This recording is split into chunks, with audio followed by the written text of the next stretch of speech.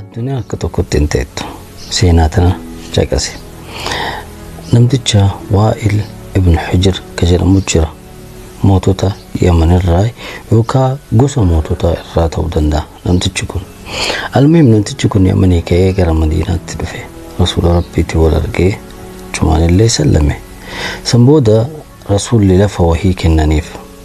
Mu'aawiyaadhaan ammoo deemiitii lafa sanitti agarsiisi jedhaniin. San booda waliin ba'an. Namtichi kun nama mootiidha siniin jedhe yookaan gosa mootii irraa gaala yabbata. Mu'aawiyaan ammoo hiyyummaa ajaa'ibaa keessa jira yeroo sanitti. San booda osoo deemaa jira Mu'aawiyaan akkana jedheen, lafti oo'ina gubee gaala duubaan haa taa'u jedheen. San booda wallahi gaalli hin dadhabdii fi miti jedheen Waa'iliin kun. Bas laakiin ati eenyu jedheen, ka mootii wajjin gaala irra teettu. San booda tayyib kophee teenaa kenni jedheen. Ati eenyu jedheen, ka kophee mootii godhattu jedheen ammallee Waa'il. Laakiin jedheen gaaddisa gaalaa keessa akka deemtu si hayyama jedheen. Yaani aysii kiitii gaalli wayita deemu gaaddisa gaalaa keessa deemii jedheen. Addunyaan tun akka tokko dhaabatti Rabbiin oofee Mu'aawiyaa kana mootii godhe, khaliifaa ta'e. San booda Waa'iliin kun dhufee Mu'aawiyaatti osoo inni taa'u jechuudha. Dhufee itti ol seene. Mu'aawiyaan wayita arge hin beeke. Waa'il amma umriin isaa 80 ta'ee jira, 80 ol jechuudha.